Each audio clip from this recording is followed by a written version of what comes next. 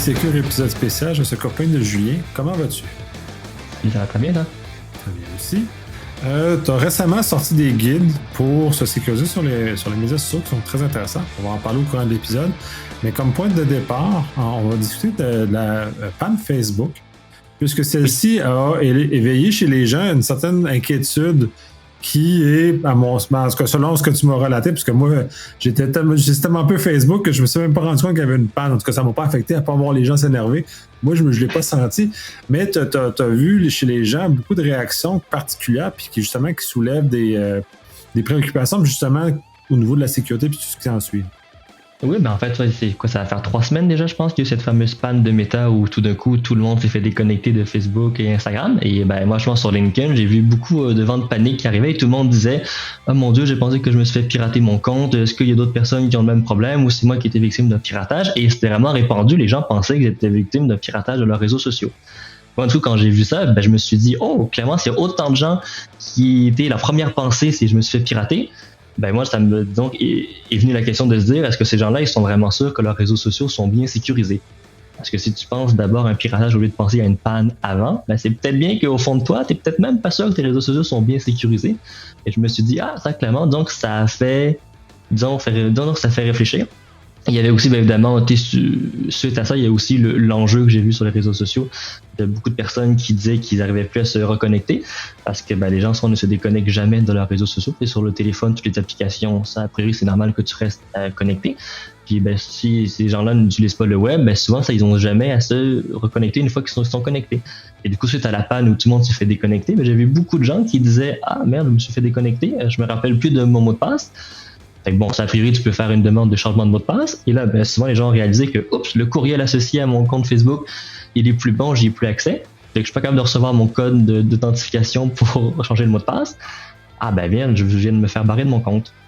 Et ça, j'ai vu aussi beaucoup de gens qui se sont embarrés de leur propre compte parce que soit qu'ils avaient mis en place le double facteur d'authentification mais sur un numéro de téléphone qu'ils n'avaient plus, ou sur une application génératrice de code qu'ils avaient supprimée parce qu'ils pensaient que ça servait plus à rien. Et du coup, ils se sont ramassés. Oui, voilà, ça fait embarrer de leur compte. Malgré que c'est juste une panne et non une cyberattaque, il y a plusieurs personnes qui ont peut-être dû se repartir de zéro un compte parce que, ils n'avaient pas mis en place les bonnes pratiques d'avoir un numéro de téléphone et un courriel valide sur le compte. Et s'ils avaient mis en place le double facteur, de s'assurer que le double facteur était toujours utilisable, ce que beaucoup d'utilisateurs et d'utilisatrices n'ont visiblement pas fait avant cette panne. Ouais, ça nous amène à plein d'éléments et plein de subtilités de la sécurité associée aux médias sociaux. C'est pas simple parce que ça a plein de petits raccoins. Et en ce sens-là, j'ai mes expériences aussi tout à fait. Là, je me suis déjà barré d'Insta. J'ai déjà arrivé des choses comme ça où j'avais oublié dans quelle application mon double facteur d'Insta était seté. Puis heureusement, pour moi, j'ai fini par le retrouver. Là. J'ai eu des sueurs froides pendant quelques temps, mais finalement, j'ai retrouvé.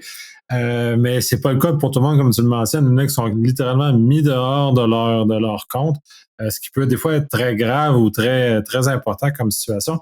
Et comme on a déjà discuté, Facebook, Meta, dans ce cas-ci, n'est pas pressé à régler le problème parce qu'ils littéralement s'en foutent un peu. Là. Oui, surtout dans le cas de compte pour des particuliers, même si le compte est utilisé pour gérer une entreprise ou des actifs, en effet, pour Meta, ça reste un compte personnel et oui, en effet, ils vont pas se presser pour t'aider, quoi. Et oui, ça, en effet, disons que ça m'a vraiment amené à réfléchir que visiblement, les gens, ils utilisent les réseaux sociaux, mais ils sont même pas sûrs s'ils sont bien sécurisés. Ce qui, en effet, allait bien dans la lignée d'avoir sorti une série de guides numériques, comme tu disais, qui justement est une série de 6 guides numériques pour autant de réseaux sociaux, qui vise à vraiment aider le grand public à avoir un clé en main qui leur montre tous les paramètres de confidentialité et de sécurité disponibles sur les plateformes, mais qui leur montre aussi comment les utiliser, comment les configurer. Et c'est vraiment un peu comme un recueil de tous les paramètres importants à connaître, de comment ils fonctionnent, de toutes les options disponibles, et surtout de savoir comment justement les mettre en place. Et ça, j'ai lancé ça en février dernier. Pour justement aider le grand public, parce que comme tu le disais, les gens souvent ils ont du mal à comprendre les paramètres, ils ont du mal à voir toutes les possibilités. C'est sûr que les plateformes n'aident pas en changeant les noms des paramètres aux 2 semaines et les différents menus. Ça aide pas, on s'entend. Je me suis dit, en faisant une série de guides qui recensent clairement avec des captures d'écran précises de où se trouvent les paramètres, de étape par étape quoi faire pour les mettre en place, ça pouvait aider justement aider le grand public à mieux sécuriser leur compte à protéger leur vie privée vis-à-vis des autres utilisateurs, mais aussi des gens potentiellement malveillants.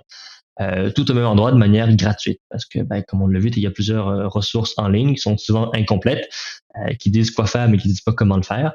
Et donc, au final, ça aide pas, disons, les gens à vouloir se sécuriser, à vouloir mettre en place ces bonnes pratiques s'ils ont pas des outils qui les aident concrètement à mettre en place ces bonnes pratiques. Oui, tout à fait. Puis bon, j'ai pris connaissance de tes guides. Ça m'a aidé un peu aussi, puisque j'avais certains de mes paramètres que je ne me rappelais même plus où ils étaient situés, étant donné, comme tu le mentionnes, je change régulièrement de place. En pré-show, je savais voir où étaient mes paramètres de sécurité de Facebook pour savoir où ils se situaient. Puis là, ça m'a quand même pris tu m'as comme guidé un peu pour me rappeler où c'était où. Fait que j'ai fini par le retrouver. Parce que je voulais juste savoir où je m'étais bien sécurisé puis où j'en ai, qu'est-ce que j'avais fait avec mon Facebook. Essentiellement, j'ai une clé physique là, qui protège mon Facebook. Parce que j'ai eu un élan de panique, puis tous mes comptes sont sécurisés par clé physique maintenant, justement pour m'éviter des pépins, comme tu mentionnes. Fait que le hack est relativement impossible. Pas impossible, mais très proche, heureusement. Mais ce que j'aime de tes guides, pour revenir à tes guides eux-mêmes, j'adore ça parce que, c'est très bien décrit. Toutes les étapes sont là. Fait que, je mets ça dans les mains à ma mère, puis elle va être capable de sécuriser ses comptes correctement. Fait que ça, en ce sens-là, pour moi, c'est une réussite d'avoir réussi à vulgariser puis simplifier ça à ce point-là pour faire ce genre de choses-là. Et deuxième chose intéressante que j'aime beaucoup, c'est que tu mets ton opinion au travers du document. Ouais. Et j'aime ça de la façon que tu le fais, parce que c'est un petit encart, là, tu dis mon opinion, puis c'est décrit.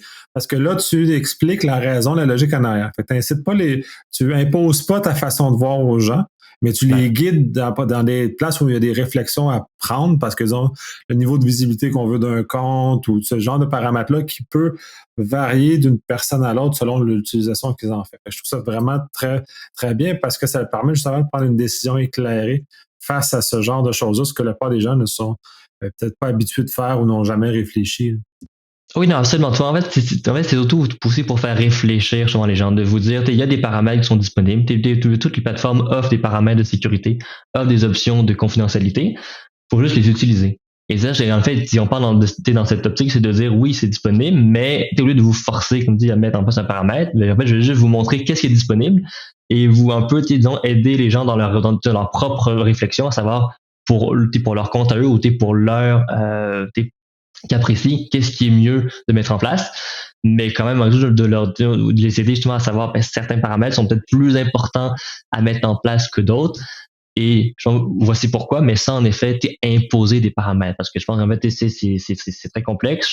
Chaque personne est différente selon sa situation, mais en effet, du moins d'avoir entre guillemets un état des lieux de tout ce qui est disponible, ça peut aider cette réflexion de se dire je vais prendre le temps de juste voir qu'est-ce qui est disponible et juger qu'est-ce qui est intéressant pour moi de mettre en place. C'est sûr qu'au niveau sécurité, ça, je pense qu'il y a vraiment d'opinions avant, là, mettre en place le double facteur. Ça devrait même pas être une option ou une question que les gens se posent. Là. C'est les réseaux sociaux, vous devez mettre en place le double facteur. Ça, on le dit souvent, mais les réseaux sociaux, c'est la meilleure protection. Parce que, comme on disait dans les derniers épisodes, c'est souvent des attaques opportunistes, fait qu'ils vont juste réussir à rentrer sur un compte, puis qu'est-ce qu'on peut faire avec. Fait que ça, du coup, ça, les gens, tu vois, dans les guides, là, je dis clairement pas à pas quoi faire, mais vraiment étape par étape, tes captures d'écran avec chaque bouton encadré pour vraiment guider les gens, comme tu dis, mettons que ça pour que ta mère puisse être vraiment capable de, je regarde le guide, je suis étape par étape et je suis capable de venir me sécuriser moi-même efficacement. Donc ça, en fait, c'est ce que j'ai appliqué pour eux. Bon, je savais que tout le monde, même ceux qui sont pas très habiles avec réseaux sociaux, même avec la technologie en général, puissent malgré tout être capables de se sécuriser sans devoir passer par des firmes externes qui vont leur charger des prix de fou pour au final des paramètres qui sont disponibles. Puis voilà, il faut juste que tu comprennes que ça existe, que tu suives les étapes. Et puis oui, après ça, tu vas avoir une meilleure hygiène numérique sur les réseaux sociaux parce que c'est aussi ce que je constate beaucoup. Les gens mettent une tonne d'informations. Parfois, ils n'ont pas conscience de certaines informations qu'ils mettent, parce que parfois, c'est des sections un peu cachées, mais qui existent. Et si tu as eu le malheur de remplir les informations de cette section sans le savoir, tu peux donner beaucoup d'informations. C'est un peu ce qu'on disait avec Snapchat et la fameuse fonction qui permet de lier tes contacts à l'application.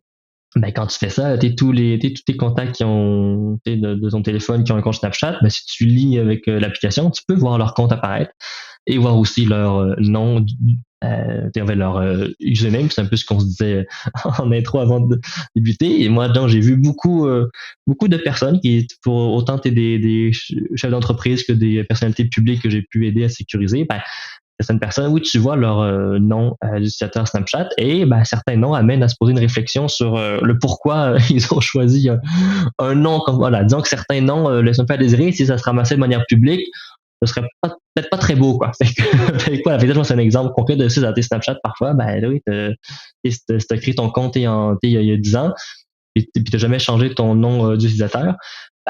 C'est peut-être bien de retourner voir qu'est-ce que tu avais mis, puis d'être sûr que tu es le seul à le connaître, et à moins que tu le donnes, personne ne puisse le savoir, parce que justement, c'est ça, certains noms laissent à désirer, quoi. Ouais, ça, c'est comme les courriels quand on était quand on est plus jeune, on a des courriels un peu plus désinvoltes en termes de choses.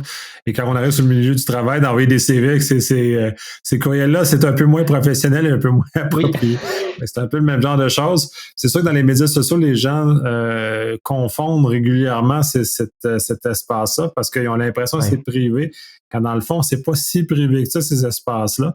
Parce que, tu mentionnais, le courriel est une clé pour trouver, ou le numéro de téléphone aussi sont des clés pour retrouver les gens. Snapchat aime beaucoup ça. TikTok aussi aime beaucoup ça, ce genre de choses-là. Facebook, à certains égards aussi, vont essayer de recroiser des choses comme ça pour nous mettre en contact avec le plus de gens possible. Parce que c'est l'objectif de ces plateformes-là. Oui. Ah oui, non, tout à fait. Puis, mais ça, par exemple, ça, toutes les plateformes offrent des options pour justement, malgré tout, dire non, moi, j'ai pas envie que tu fasses le lien. Mais sachant évidemment, c'est disponible, non, c'est pas mis de l'avant, on s'entend par la plateforme, évidemment, mais malgré tout, c'est des options qui sont là.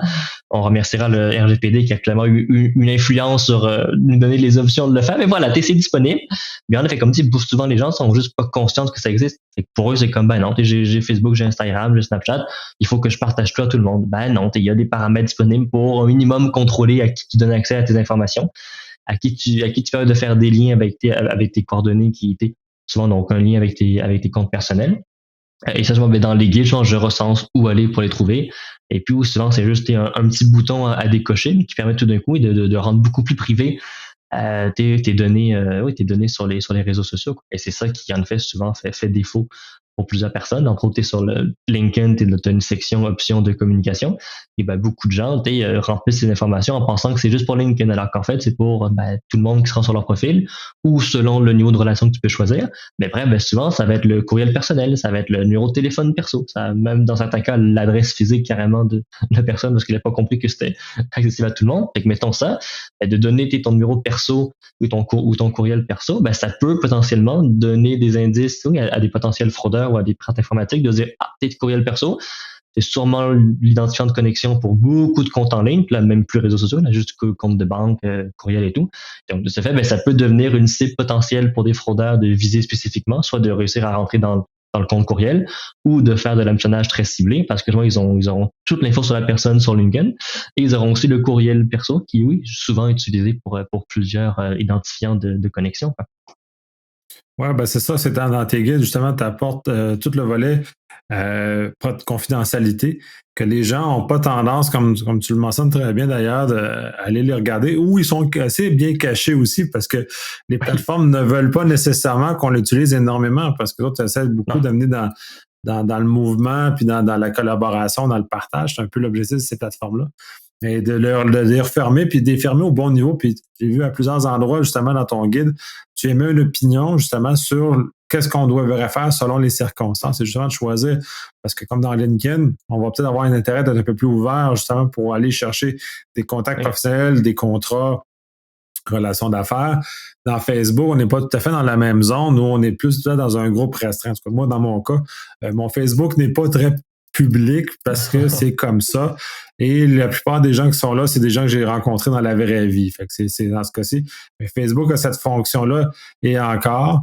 Et tout dépendant de ce qu'on fait avec les différentes plateformes, puis tu vois notamment dans Snap, le fait qu'on est capable de repérer tout le monde par défaut. On voit tout le monde qui est dans nos contacts. Là. Moi, je trouve ça atroce, mais les jeunes semblerait que c'est toléré. Ah oui, puis toi, par exemple, t'es aussi un truc aussi simple que LinkedIn. Bon, peut-être que les recruteurs ne vont pas m'aimer ceux qui écoutent, mais LinkedIn, t'es la section, t'as plusieurs méthodes qui permettent de choisir si quelqu'un peut t'envoyer un message privé sans être en relation avec toi. Ça, c'est beaucoup utilisé soit par des recruteurs ou des chasseurs de tête ou des gens qui font de la prospection. LinkedIn, ils offrent des paramètres pour genre venir bloquer et empêcher les gens de t'envoyer un message privé ou un email sans être en relation avec toi. Ça, beaucoup. Moi, j'ai déjà vu des gens se plaindre de ils m'emmerdent, des gens qui m'envoient plein de messages comme ça que j'ai pas sollicité. Puis clairement, ces gens-là n'avaient pas compris qu'il y avait un paramètre pour juste en décochant un bouton de venir empêcher de recevoir ces messages-là. Et donc, du coup, t'as pas à t'énerver en faisant un post public au lieu que t'es dans les paramètres pour modifier. Puis du coup, oui, tu viens d'empêcher les gens t'envoyer un message à moins de t'envoyer une invitation. Ça, maintenant, c'est un truc très, très, très banal, mais qui est disponible. Fait que souvent, les gens, même ça, ils savent pas que oui, ils peuvent choisir. Ce que je vois aussi beaucoup, c'est la fameuse option de savoir qui peut voir quand tu as vu le profil de quelqu'un. Ça, honnêtement, le nombre de personnes que je vois qui ont vu mon profil, je pense qu'il y en a beaucoup qui savent pas que si tu modifies pas le bon paramètre, n'importe qui peut savoir à la minute près que tu allais voir leur compte LinkedIn et voilà, avec ça, il y a beaucoup de gens qui, à mon avis, n'ont pas conscience que oui, tous les profils qu'ils voient, si la personne un compte premium ou permet elle aussi de voir qui va voir son profil, tu peux tout voir les gens, quoi. Ça, mettons, en termes de vie privée, tu vas voir un compte 4 fois dans la journée, la personne va savoir que tu allais voir 4 fois son compte, quoi. Fait que c'est bien inventé de petits paramètres comme ça qui sont assez subtils, qui sont pas mis de l'avant, mais qui existent. Puis si tu n'es pas conscient qu'ils existent, oui, tu peux parfois donner beaucoup plus d'infos que ce que tu souhaiterais aux autres, quoi. Oui, absolument. Puis quand on parle d'attaque, puis ça, on l'a vaguement mentionné, l'adresse courriel qui est associée à notre compte est généralement la même que la plupart des réseaux sociaux. Et probablement la même qui a dû faire à partir d'une fuite quelconque, parce qu'il y a eu beaucoup de fuites dans les 10 dernières années. Fait que ce courriel-là est probablement là. Puis moi, c'est généralement mon compte Facebook qui est attaqué. Puis je pense que c'est ça. Je pense que dans un élan de panique, genre mon compte Facebook s'est fait attaquer 3 fois dans la même semaine. Là, j'ai fait d'essayer quelqu'un qui est après moi. J'ai pris panique. Là, j'ai mis une clé, j'ai mis la clé physique à ce moment-là quand j'ai fait ça. Mais en même temps, c'est peut-être juste un hasard parce que si je regardais les adresses les localisations de connexion, c'était tout à des endroits différents. C'est trois attaques différentes, mais il demeure que moi, en tout cas, ça m'a ébranlé un peu. Puis j'ai agi rapidement, j'ai fait toutes mes affaires, mais c'est pas tout le monde qui est dans une circonstance comme ça. C'est pas tout le monde qui est éveillé non plus à regarder ce genre de choses-là parce que on reçoit ces messages d'avertissement de tentative de connexion quand on a un deuxième facteur, et donc la personne essaie de faire un changement de mot de passe. Moi, c'est ça sur Facebook. Moi, j'ai le monde qui font des resets de mots de passe. Fait que là, je reçois genre des courriels sur les différents comptes qui sont associés pour la récupération. Mais comme l'attaquant n'a pas accès à ces comptes de courriel-là, il n'est pas capable de faire un reset. Mais je sais qu'il y a une attaque sur mon compte. Fait que là, ça m'énerve. Puis ça, mais je n'ai eu aussi sur LinkedIn plus récemment des éléments comme ça mis en action. Donc, c'est d'autant plus important de sécuriser ces comptes. Le MFA étant l'élément fondamental, puis effectivement, comme tu dis, c'est non négociable, mais en même temps, les autres éléments aussi, parce que pour monter une attaque sérieuse, il faut que tu sois capable d'avoir accès à ces informations-là sans qu'ils soient visibles publiquement. Ah, tout à fait. Puis toi, j'aborde aussi dans certains guides tout ce qui est mettre des informations qui sont souvent des réponses à des questions de sécurité. Ça aussi, on le sait. Beaucoup de comptes. Si tu as mis en place le double facteur, ça va, mais parfois certains comptes, le rempart après le mot de passe, c'est les fameuses questions de sécurité. Si tu as mis le nom de ton chien comme question de sécurité, puis ton compte Facebook est ouvert, puis il y a 40 photos de ton chien avec le nom, l'info, je le lis, là. Fait que ça, il y a beaucoup de gens qui mettent une tonne d'informations et clairement, je sais que 3/4 de leurs questions de sécurité, les réponses sont sur leur compte Facebook, sont sur leur compte Instagram. Et ça, souvent, on pense pas à la sécurité. Les gens, ils vont faire des photos de leur séjour au chalet, mais ils vont le faire de manière publique. Fait que n'importe qui sur la planète peut avoir l'info qu'ils sont au chalet à telle date. Alors que s'il fait juste prendre le temps de modifier l'audience, puis dire, je vais seulement autoriser mes amis à voir mon contenu, tu peux encore publier ta vie sur les réseaux sociaux, mais choisir qui a accès à ta vie. Et ça, c'est vraiment la plus grande erreur, c'est que le 3/4 des gens, ils vont utiliser tout ce qui est audience publique. Et sur les réseaux sociaux, audience publique, ça veut dire que tu rends accessible l'info à la planète tout entière, quoi. Et ça, souvent, c'est des choses comme ça qui, oui, ça aussi, les gens, ils y pensent pas. C'est les réseaux sociaux, je publie ce que je veux. Certes, pas de problème, mais fais-le en contrôlant à qui tu donnes accès à l'info. Et c'est ça qui fait grandement défaut pour la plupart des réseaux sociaux pour le commun des mortels, quoi. Ouais, c'est ça. Les gens oublient qu'on n'est pas juste dans la cour avec les voisins, on est vraiment avec la planète entière. Puis bon, en tout cas, bref, en tout cas, ce que j'ai vu, les gens oublient beaucoup. Je pense sur Facebook, j'ai la moitié des gens qui sont de mes amis que sans rien, on voit toute la quantité de leurs photos, des choses comme ça. Donc, c'est très particulier, mais ça, les gens sont ce qu'ils sont. Là. Donc, ils Oui. sont pas informés, ils savent pas, ils connaissent pas la portée des gestes aussi. Puis c'est pour ça, puis je reviens encore, la valeur des guides, ça l'amène justement à cette capacité-là aux gens de le faire de nouveau personnel, de protéger leur compte. Puis là, je vais faire un croche sur le fait que pour les comptes corporatifs, ces guides-là sont pas adaptés pour ce genre de choses-là. C'est pas le même objectif, c'est pas les mêmes éléments. Puis c'est important de faire la distinction parce qu'il y en a qui vont penser, ah, j'ai un guide, c'est le fun, je l'exécute, je vais être en sécurité. Pour ce qui est corpo, la réponse est non. Vous allez être déçus. Oui, là, tu amènes un très bon point. En effet, ça Megit, c'est vraiment pour le grand public, pour les comptes personnels.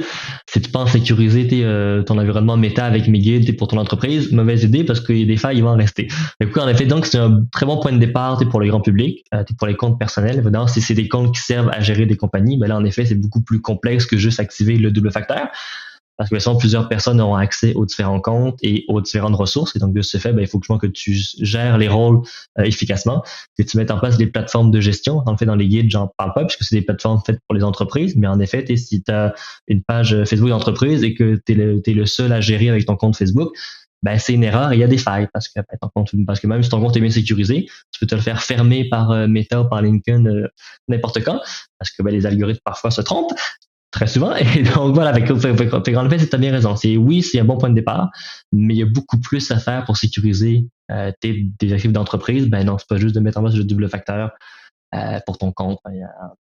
Mais voilà, mais donc pour le grand public, là, il y a vraiment, c'est vraiment une série d'outils concrets pour vraiment, si tu utilises ça, tu peux vraiment sécuriser de A à Z tes comptes personnels et ben, limiter presque, comme disait, le risque zéro n'existe jamais en cybersécurité. Mais pour les réseaux sociaux, honnêtement, tu mets en place un bon mot de passe, tu mets en place le double facteur, tu mets aussi en place le double facteur pour ton service de messagerie comme Gmail, Hotmail, Outlook.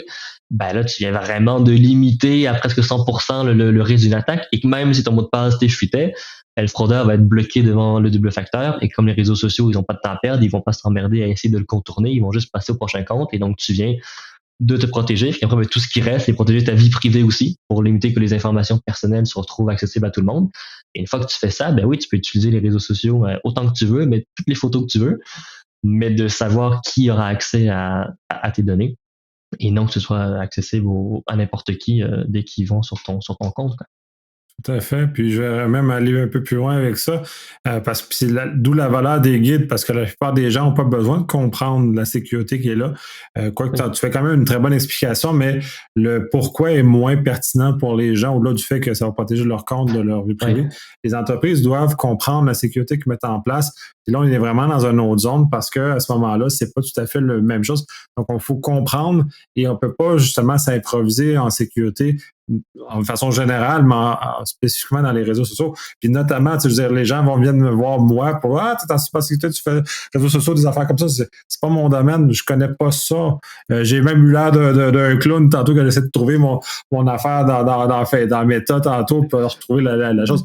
Parce que c'est pas mon univers, c'est pas mes réalités à moi. Fait que même moi qui on va dire un expert en cyber.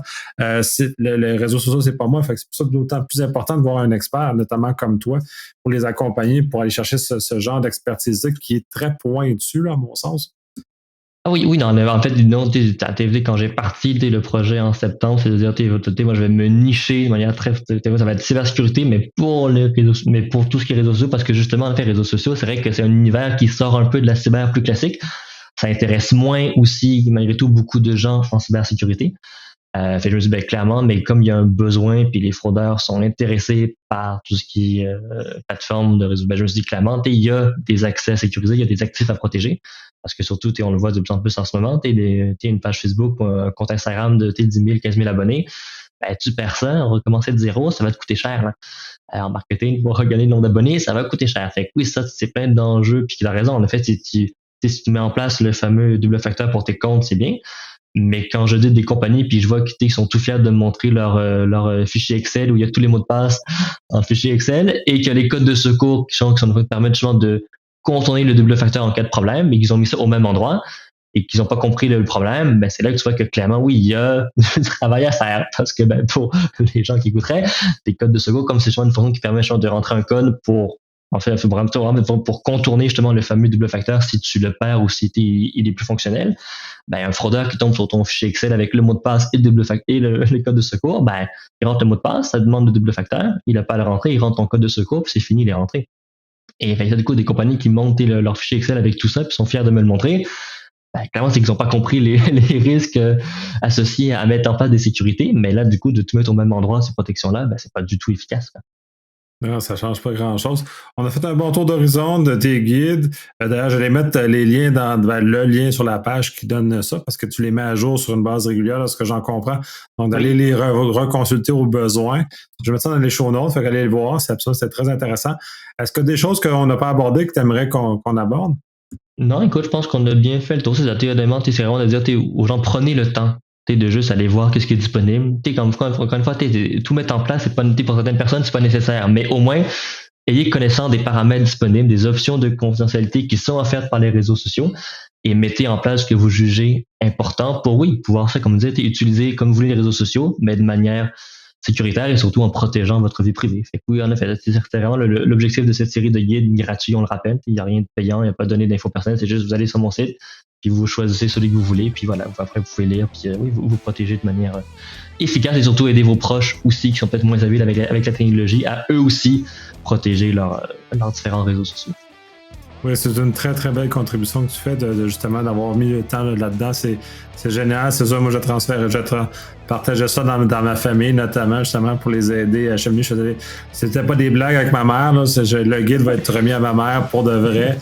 Et pour qu'elle soit justement capable de faire des gestes plus concrets pour protéger son identité parce qu'elle n'est pas tout à fait habile avec ce genre de choses-là. Je te remercie énormément autant pour les guides que tu as fait puis d'avoir passé un moment avec moi pour parler de ça un peu justement pour un grand plaisir. Les choses. Merci à toi de m'inviter pour la 3e fois, c'est très apprécié, toujours un plaisir. Merci beaucoup.